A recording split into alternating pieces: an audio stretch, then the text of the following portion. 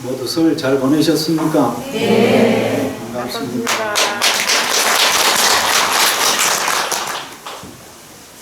오늘은 박수 한번 더 치셔야 됩니다. 네. 왜냐하면 우리 노전 스님하고 도신 스님 정초기도 시작하시면서 계속 기도하시고 재지내시고 엄청 힘드시거든요. 네, 그리고 우리 두 분 스님께 박수 한번 더.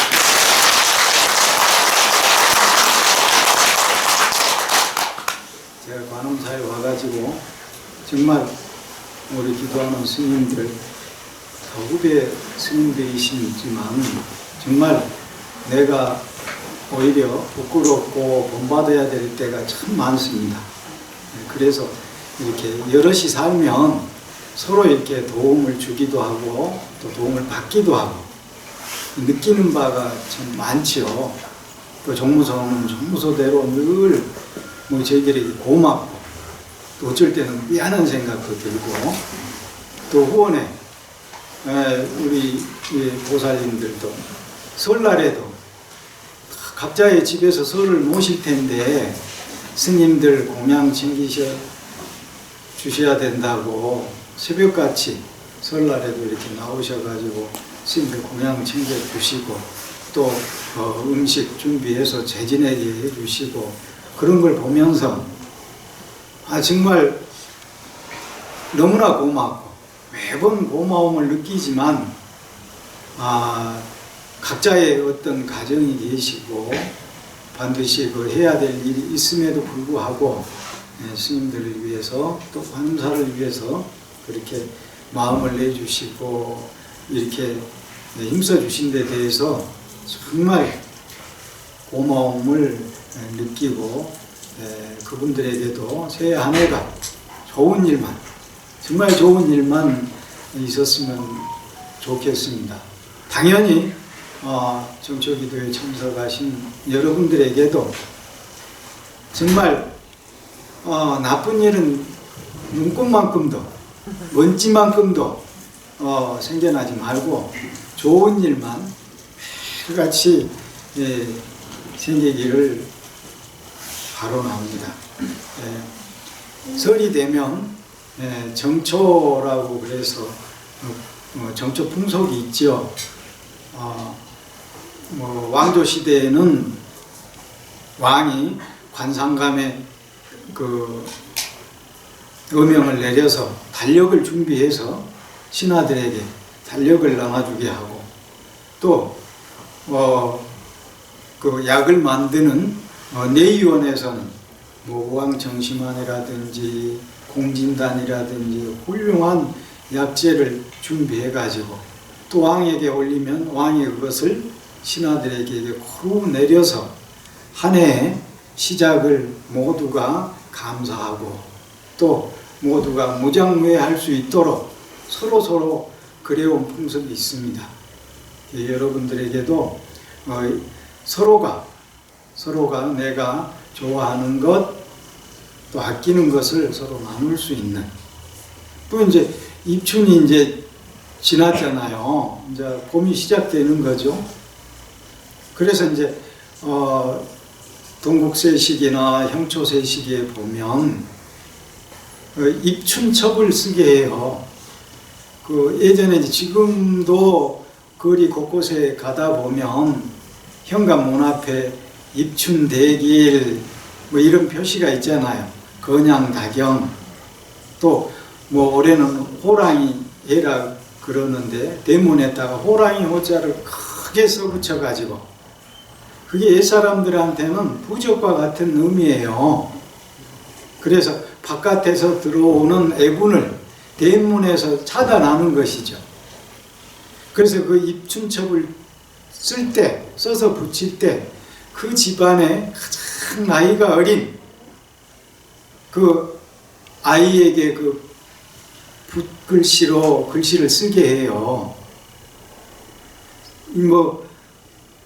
요즘 보면은 잘 쓰신 글씨가 이렇게 대문에 써 붙여져 있지만 본래 의미는 그 집안에 이제 대를 이을 자손이 있다. 우리 가문을 빛낼 장손이 있다.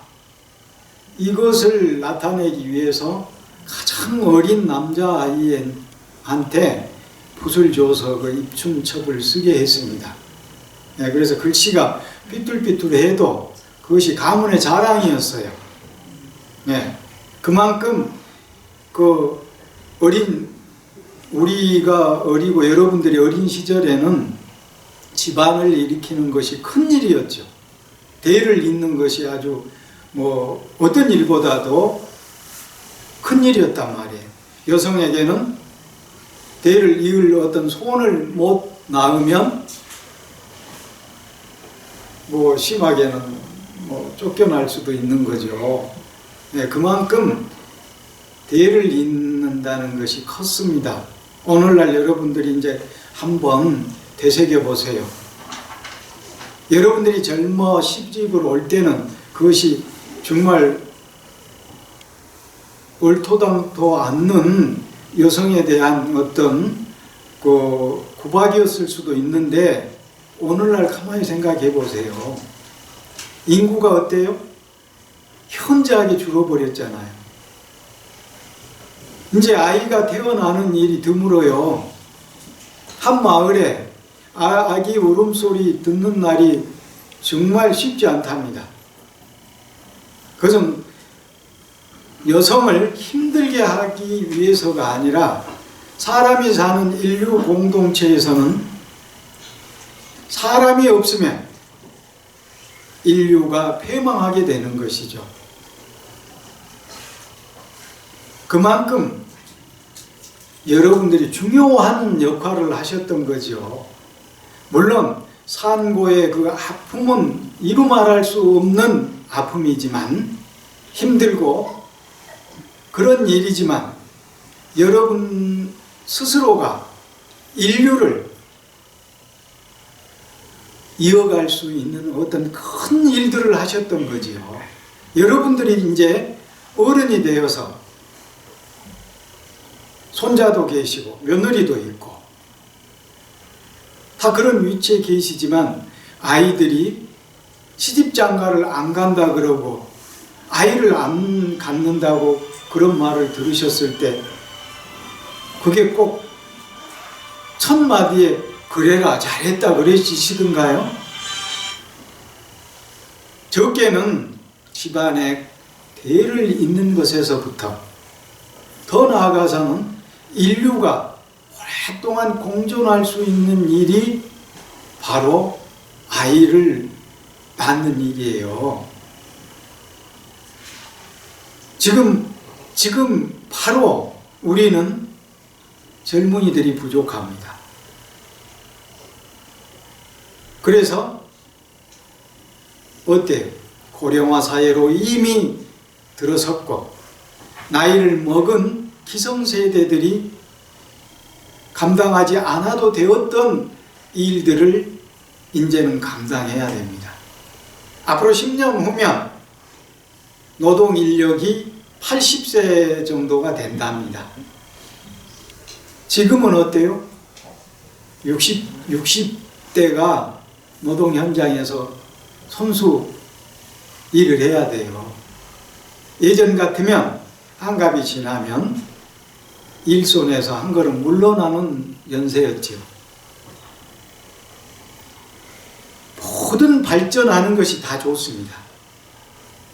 좋은데 거기에 못지않게 가정을 이루는 것, 자식을 두는 것, 이것 또한 작은 일이 아닙니다. 젊은이들에게 우리가 물려주지 못했던 게 바로 그거예요. 먹고 사는 것에 대해서는 어느 정도 좋은 집을 갖고 배고픔을 덜어준 것까지는 우리가 해냈습니다. 자랑스럽게 그것도 세계 어디다 내어놔도 부끄러움이 없을 정도로 당당하게 다른 나라들과 어깨를 나란히 할 수 있을 정도의 선진국이 되었습니다. 그런데 대를 잇는 일은 세계적으로 아주 낮대요. 순위를 따져도 우리는 아주 낮답니다. 걱정을 해야 되고 아이들에게 결국에는 대한민국을 떠나서 세계 인류가 살아가는 날까지는 끊임없이 가족을 이루고 살아야 되기 때문에 여러분들의 책임 또는 젊은이들이 뭔가 결혼을 하고 아이를 낳는 것이 당연하고 걱정이 없어야 돼요. 결국은 뭐예요? 먹고 사는 것은 누구나 다 먹고 사는데 아이들 낳아서 교육시키기까지 그게 너무 힘들어서 포기를 하잖아요.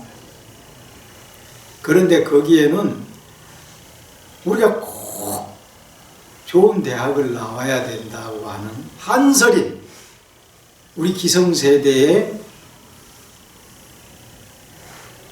허물이 있어요. 대학을 나오지 않았어도 글자를 몰랐어도 우리는 밥 먹고 살려고 애를 썼습니다.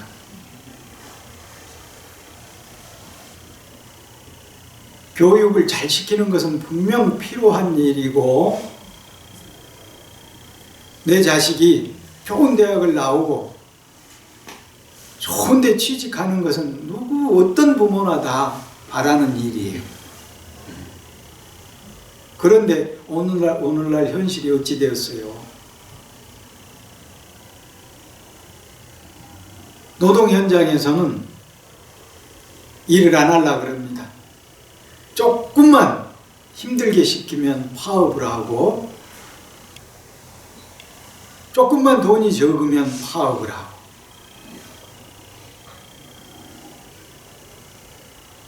여러분들은 절실히 아실 거예요. 저만 해도 없으면은 안 먹고도 일했습니다.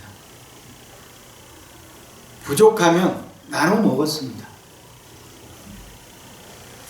밥 먹을 시간에 지나가던 어떤 손님이 오면 밥을 더 할 수는 없으니까 한 숟갈씩 덜어서라도 한 그릇을 만들고 국솥에 물을 한 바가지 더 붓는 한이 있더라도 국을 한 그릇 더 만들어서 나눠 먹었어요. 저는 그것을 겪었던 세대입니다. 쌀밥을 못 먹으면 보리밥을 먹었고 보리밥도 못 먹으면 감자를 넣고 무를 넣어서 어쨌건 허기진 배를 달렸던 세대들입니다.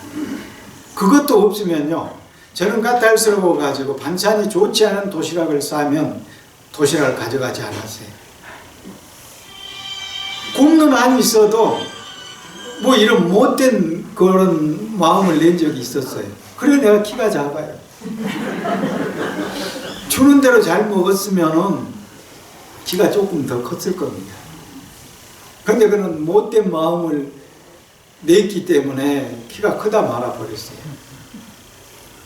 그럼 배가 고프면 운동장에 나가. 부끄러우니까 다들 도시락 먹고 있는데 나 혼자 멀거니 있으면 멋쩍으니까 운동장에 나가서 수도꼭지 틀어서 물배를 채우고 그냥 운동장 한 바퀴 돌고, 근데 또 못 마르면 수도가에 가서 물 한 모금 먹고. 어쨌건 60년대 70년대는 누구나 다 힘들었고 배고픈 시절이었어요. 그래도 제 동생들이 너희나 있습니다. 우리는 그래도 적은 수에 들었어요. 네. 보통 7, 10가지도 자식을 뒀습니다. 오죽하면 산하 제한을 다 그 정부에서 하라고 그랬습니까? 근데 내가 죽기도 전에 산하 제한을 했던 나라가 이제 자식을 낳으면 어땠어요? 그 70년대 아들, 딸 구별 말고 둘만 낳아 잘 기르자 그랬습니다. 그것이 엊그저께 일이에요. 그런데 지금은 나나 그래도 안 나고 자식을 하나 낳았는데 정부에서 보조금을 주지요? 이런 급박한 세상이 되었습니다.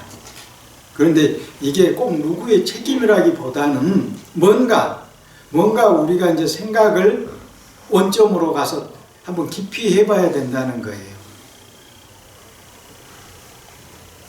오늘은 부처님의 말씀 중에서 세상 얘기를 너무 하다 보면은 여러분들이 다 하시는 얘기고, 다만 여러분들이 부처님의 말씀을 듣고 자녀들한테 가서 들려달라고 제가 꼭 부처님의 말씀을 감추려서 적어서 여러분들한테 전해드립니다. 오늘은 부처님의 초기 경전에 나오는 그 말씀 중에 디가자누 경이라는 게 있습니다. 근데 이 경을 오늘 여러분들한테 말씀드리는 것은 이 디가자누는 부처님도 그 마을에 잠시 머무셨던 곳인데, 까까라빠따라라는 그 성읍인데 사는 그 곳이었어요. 올해 호랑이 해라 그래서 호랑이가 나오는 그 경전에 그 얘기를 골라봤습니다. 그래, 한때 세존께서는 꼴리아에서 까까라빠따라라는 꼴리아의 성읍에 머무실 때의 일이었습니다. 그때 꼴리아의 아들 디가자누가 세존께 다가가셔서 세존께 예배를 올리고 한쪽에 앉은 다음 꼴리아의 아들 디가자누는 부처님께 이렇게 말씀을 드렸습니다. 세존이시여, 저희 제가자들은 감각적 욕망을 즐기고 자식들이 북적거리는 집에서 살고 가시에서 산출된 전단향을 사용하고, 가시라는 곳은 인도의 아주 특산품을, 고급 특산품을 이렇게 생산해내는 곳입니다. 그래서 가시에서 생산되는 비단은 인도 최고의 비단이었고, 가시에서 나는 전단향은 인도 최고의 그 향료였습니다. 그만큼 부유한 집안의 아들인 것이죠. 또 화환과 향과 연고를 즐겨 사용하고 금은을 향유합니다. 누릴 것을 다 누리고 저희들은 살고 있습니다. 이런 말씀이죠.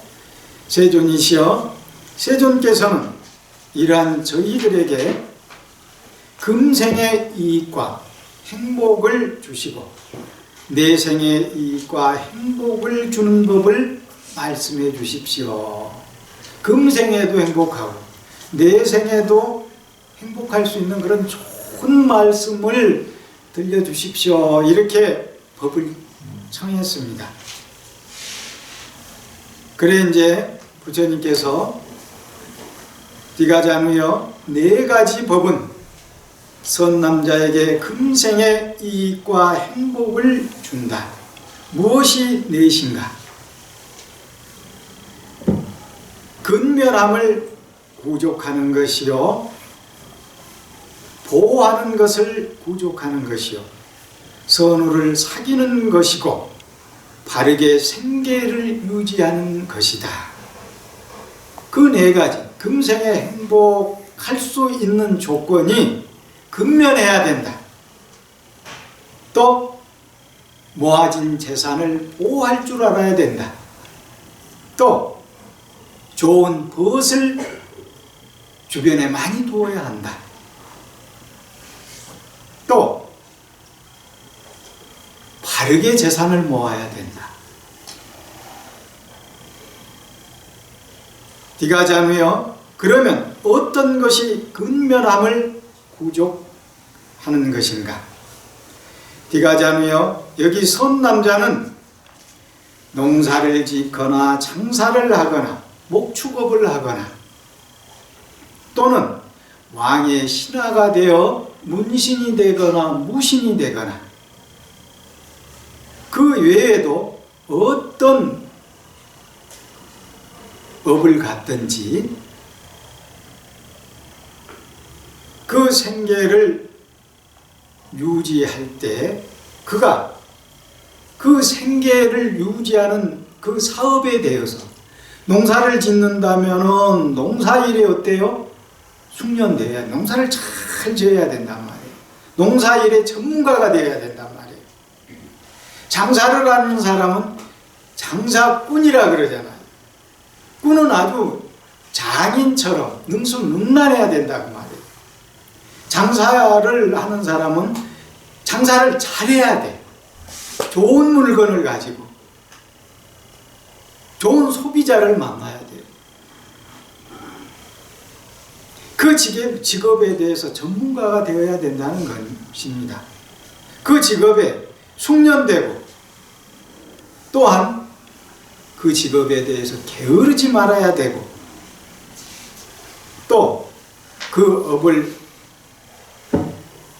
완성할 수 있는, 이룰 수 있는, 성공할 수 있는 그런 검증, 누가 봐도 잘한다. 그런 검증을 거쳐 충분히 실행할 수 있고 충분히 연구할 수 있는 자가 되어야 한다고 말이에요. 요즘 젊은 세대들이 농촌으로 귀향하는 경우도 있습니다. 전문 농업인이 있어요. 전문 어업인이 생기기도 합니다. 젊기 때문에 나이 든 사람보다 훨씬 힘이 있어서 농사일도 잘한대요. 기계도 잘 다룬답니다. 나이 드신 분들은 트랙터나 경운기를 다루는 것이 힘이 붙여요. 그런데 젊은 사람들은 기계를 잘 다루죠. 또 컴퓨터를 잘 이용하죠. 그래서 생각만 내면 농사도 잘 지을 수도 있고 또 어때요? 바닷일도 잘 할 수 있대요. 그러니까 오히려 대학을 나온 지식을 갖춘 그런 젊은이들이 어디에 가서 계시더라도 열심히만 하면 잘 살 수 있다는 겁니다. 그래서 부처님께서는 자기가 종사하는 일의 전문가가 되어야 된다. 그래서 그 일에 대해서 충분히 연구하고 그런 전문 인력이 되어야 한다고 말씀하시면서 다가자면 이를 일려 근면함을 갖춘 사람이라고 한다고 말이에요. 어떤 일에든지 전문가적인 그런 땀 흘려서 일하고 또 그 일에 대해서 충분히 이해하고 노력한다면 그를 일러 근면함을 구족한 사람이라고 그렇게 한다는 말이에요. 디가자누여 그러면 어떤 것이 보호를 구족함인가? 디가자누여 여기 손남자는 열정적인 노력으로 얻었고 자기의 팔을 움직여서 손수 힘으로 모았고 땀으로 했으며 정의롭고 법에 따라서 얻은 그의 재물을 보호하고 지키는 것을 구족한다. 어떻게 하면 나의 이 재물을 왕이 거두어 가버리지 않을까? 도둑이 훔쳐가지 않을까? 불이 태워버리지 않을까? 물에 쓸어가 버리지 않을까? 성품이 나쁜 자가 상속받지 않을까라고. 그러니까 재산을 모을 때도 자기 힘으로 땀을 흘려서 자기의 노력으로 재산을 모아야 되고 법을 어겨가면서 남을 속여가면서 모은 재산이 돼서는 안 된다는 겁니다. 정당하게 재산을 모아야 돼요. 그리고 그 모아진 재산을 잘 지켜야 된다는 것이죠. 허술하게 재산을 관리하면 어때요? 그 재산을 잃을 수가 있는 것이죠. 정상적으로 얻어진 재산은 가벼이 흐트러질 수가 없습니다. 가벼이 쓸 수도 없습니다. 이렇게 잘 보호된 재산은 뒤가 자누여 이를 일러 보호를 구족함이라고 한다. 뒤가 자누여 그러면 어떤 것이 선우를 가짐인가? 뒤가 자누여 여기 선남자가 어떤 마을이나 성읍에 살고 있는데 그곳에는 믿음을 구족하고 계를 구족하고 베품을 구족하고 통찰지를 구족한 장자의 아들이나 계행이 원숙한 젊은이나 혹은 계행이 원숙한 노인들이 계신다. 그는 이러한 사람들과 함께 지내고 대화하고 토론한다. 그런 믿음을 구족한 사람들로부터 믿음의 구족을 따라서 배우고 그런 계를 구족한 사람들로부터 계의 구족을 따라서 배우고 그런 베품을 구족한 사람들로부터 베품의 구족을 따라서 배우고 그런 통찰지를 구족한 사람들로부터 통찰지의 구족을 따라서 배운다. 뒤가 자누여 이를 일러 선우를 가짐이라 한다.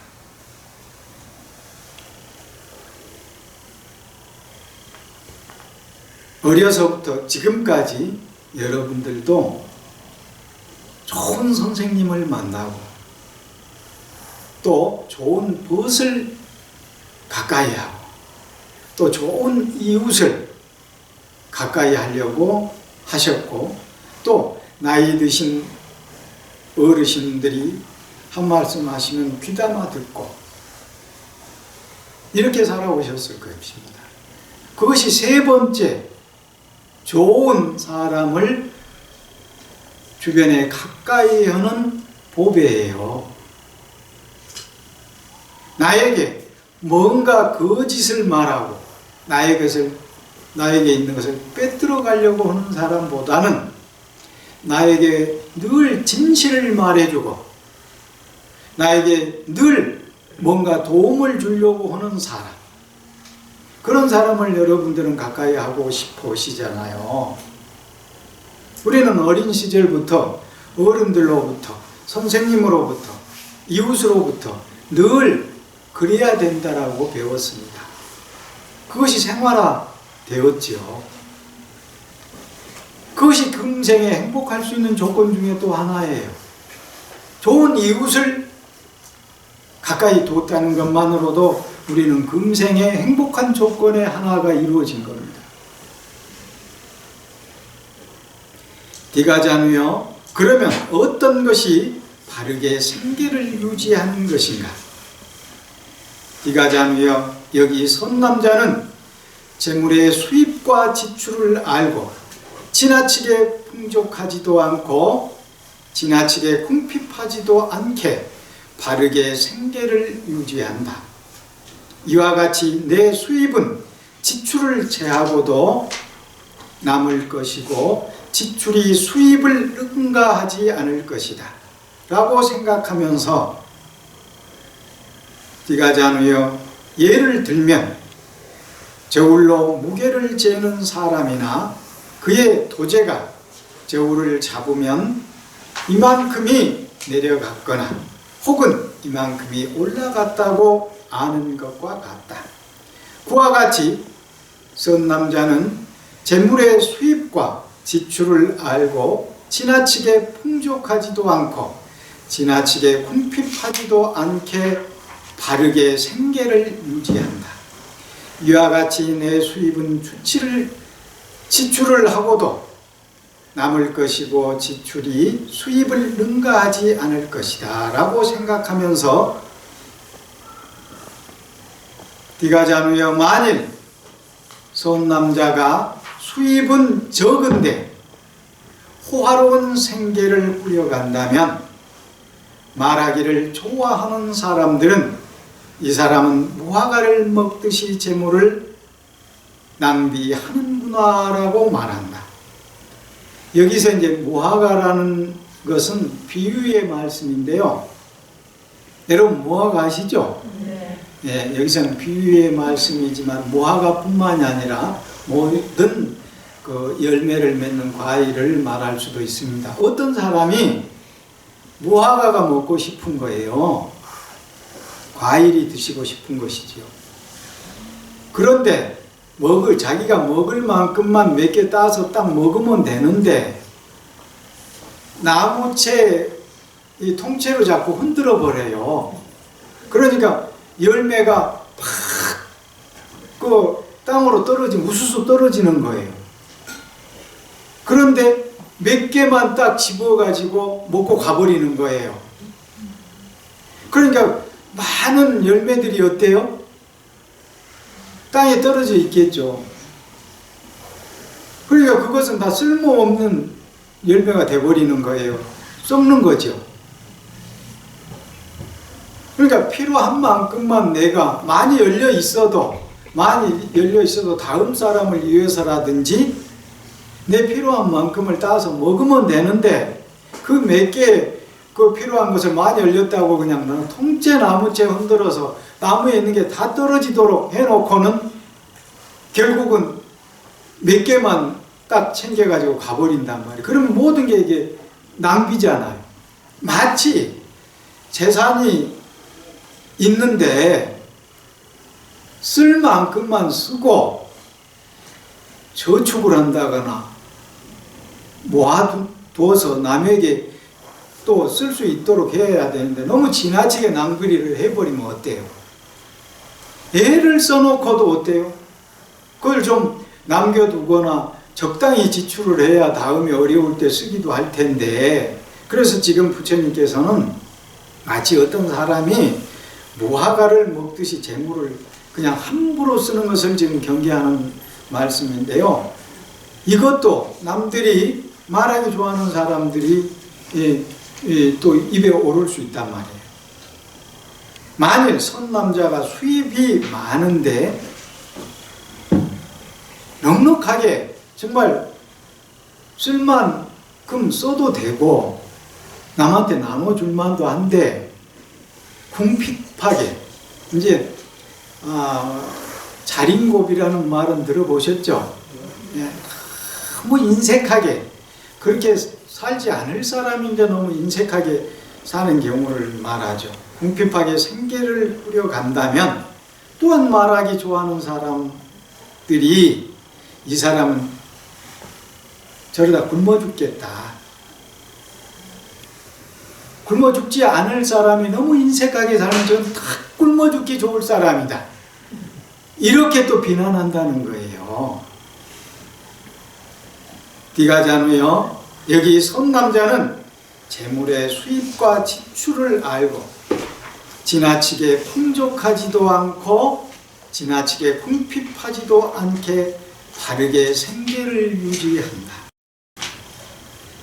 이와 같이 내 수입은 지출을 제하고도 남을 것이고 지출이 수입을 능가하지 않을 것이다 라고 생각하면서 디가자누여 이를 일러 바르게 생계를 유지한다라고 합니다. 항상 생계를 유지할 때는 법에 어긋나지 않는 어때요? 재산을 모아야 될 것이고 남을 속이지 않고 재산을 모아야 될 것이고 정당하게 벌어진 재산은 어때요? 낭비할 수가 없습니다. 내가 피땀 흘려서 돈 버는 함부로 쓸 수가 없습니다. 물론 조금 여유롭게 쓸 수는 있어요.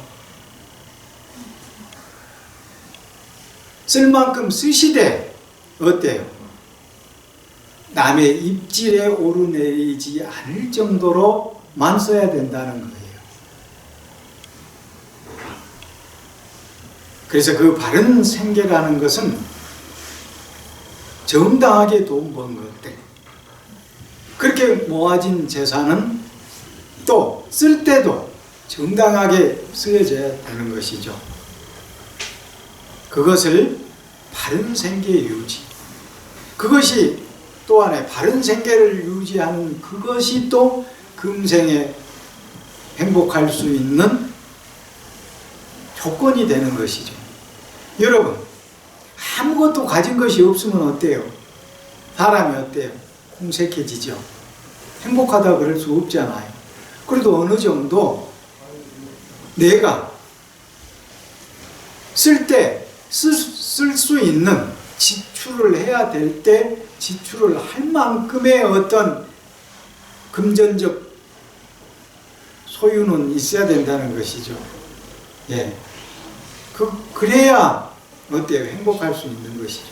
낭비해서는 안 되지만 쓸 만큼의 이 재산은 있어야 된다는 것이죠. 그것이 건전한 생계를 유지하는 이유이기도 하고요.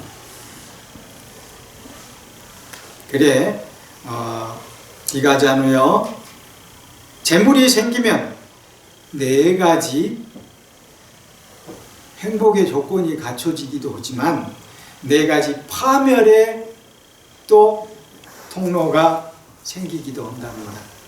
잘 들으셔야 돼요. 오늘은 남자분들 위주로 말씀을 드리는데 다음 기회에는 여자분들의 위주로 말씀을 드릴게요. 여자에 빠진, 조금 속된 표현으로 계집질을 한다는 거예요. 자기 부인하고만 잘 지내는 것은 아무도 말 안 해요. 예. 또 술독에 빠진다는 겁니다.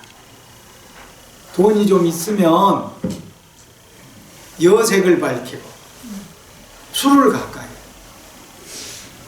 또 노름에 빠지고, 또 나쁜 친구, 나쁜 동료, 나쁜 벗을 사귀는 일이 생긴대요. 술친구. 또 술을 마시면, 술은 왜 못 마시게 하냐면 방일의 원인이 돼요. 방일이라는 게 뭡니까? 노름하는 것도 방일이요, 계집질하는 것도 방일이요. 그냥 표현을 리얼하기 위해서 조금 이런 표현을 쓴 겁니다. 또 내나 이제 그런 놀이에서 만나는 사람들은 다 마음에 그냥 헛바람이 든 사람이 많아요. 네.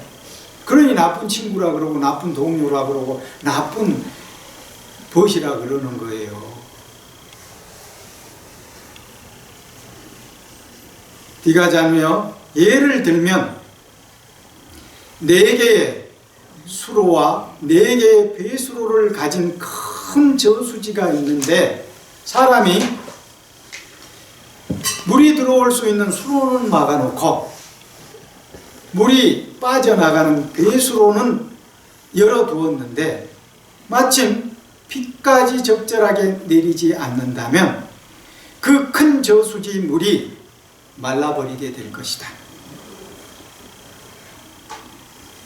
물이 불어나지 못하게 될 것이고, 그와 같이 마치 그러니까 비유를 하시기를, 재산을 정말 어렵게 모았지만 쓰는 것을 방탕하게 써버린다면,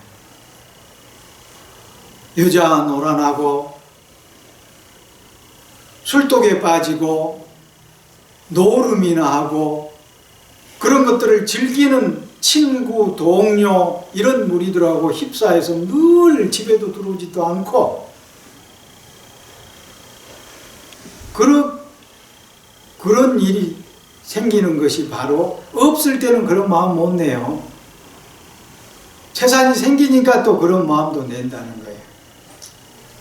그게 마치 큰 저수지 물은 어때요? 비가 안 오고 가물고 적절할 때 그 물을 사용하기 위해서 우리가 저수지를 만들고 댐을 건설하고 그러잖아요. 그런데 그 어리석은 사람이 마치 물이 들어올 수 있는 물길은 딱 막아놓고 물이 빠져나가는 길은 닫아놓지 않고 관리를 안 하니까 터져 있는 거죠. 그런데 비까지도 안 온단 말이에요. 때에 맞춰서 비라도 오면, 즉 예를 든 것이기 때문에 때에 맞춰서 수입이라도 있으면, 돈벌이라도 있으면 그걸 조금씩이라도 메꾸겠는데, 이제 여자에 빠지고 술에 빠지고 노름에 빠지고 나쁜 친구들하고 어울리고 다니니 사업이 어떻게 돼요? 쪼그랑 망탱이가 되는 거죠. 네. 누가 이렇게 이제 일감을 몰아주자도 맨날 사무실에 자리 안 지키고 있고 전화도 안 받고 그러는데 돈벌이가 되겠습니까? 네. 이 2600년 전에 부처님이 말씀하신 거예요. 그러니까 돈을 벌지 말라고 하는 게 아니에요. 돈을 벌 때 정당하게 벌고 어때요? 쓰기도 잘 쓰라는 거죠. 네. 잘못 쓰면 마치 저수지의 물처럼 물길이 들어오는 곳을 잘 관리해서 물길을 들어오는 곳을 잘 관리하는 것은 뭐예요? 사업을 놓치지 말고 잘 사업을 일궈 나가는 거예요. 사무실 책상에서 전화도 잘 받고 자리도 잘 지키고, 예. 그래 그렇게 모아진 돈들을 잘 어때요? 가산이 탕진되는 경우, 집안이 몰락하는 경우 정말 어때요? 허무하게 무너지잖아요. 어렵게 일으켰는데 그 어렵게 일궈진 그 재산을 관리 못하면, 그래서 관리를 잘해라 그랬던 게 처음에 말했던 보호를 잘해라는 거. 보호를 잘해야 행복해진다는 거예요. 보호 못하면 어때요? 파멸의 길로 들어가는 거예요. 네. 그러나 설날 여러분 가족끼리, 저는 화토를 못해요. 그 배우들 못했어요. 네. 그런데 가족끼리 재미삼아 하는 정도를 누가 뭐라 그러겠습니까? 윷놀이하고 그 가볍게 하는 가족끼리 놀이 삼아서 하는 것을 이 세상으로는 누가 뭐라 그러겠어요. 그런데 집안을 몰락하게 할 수 있는 그런 탕진하는 것을 경계에 말씀하신 것이죠. 그래서 그와 같이 재물이 생기면 네 가지의 파멸의 통로가 있나니 여자에 빠지고 술에 빠지고 노름에 빠지고 나쁜 친구와 나쁜 동료와 나쁜 벗을 사귀는 것이다. 이가자누여, 재물이 생기면 네 가지 번영의 통로가 있나니 반대로 번영을 거듭할 수 있는 네 가지 통로가 있다 그랬습니다. 그것은 다른 게 아닙니다. 여색에 빠지지 않고 술독에 빠지지 않고 노름에 빠지지 않고 좋은 친구와 좋은 동료와 좋은 벗을 사귀는 것이다. 간혹 빚보증을 잘못 써가지고 낭패를 보는 주위 사람들을 봤네요. 스님들끼리는 이렇게 합니다. 스님들은 뭐 여러분들처럼 재산이 이렇게 처음부터 많은 것도 아니고 죽을 때까지 그저 약값하고 살아가는데 불편함이 없는 정도의 어떤 소유를 하는 거죠. 그래서 누군가가 어려움을 청해 오면 다 해결해 줄 수는 없지만 그 자기 형편껏 그냥 드립니다. 10만 원이 됐든 100만 원이 됐든 제가 지금 요만큼의 형편뿐이 안 됩니다. 죄송합니다. 이렇게 그냥 봉투에 드려요. 그래서 돌려받을 거라고 절대 생각을 안 합니다. 누구라도 빌려달라 그래요. 그냥 주라 소리는 아무도 안 해요. 빌려달라 그래요. 그럼 저희들은 아예 받을 생각 안 하고 그냥 드려요. 그렇다고 제 방에 와서 빌려달라고 그러지 마세요.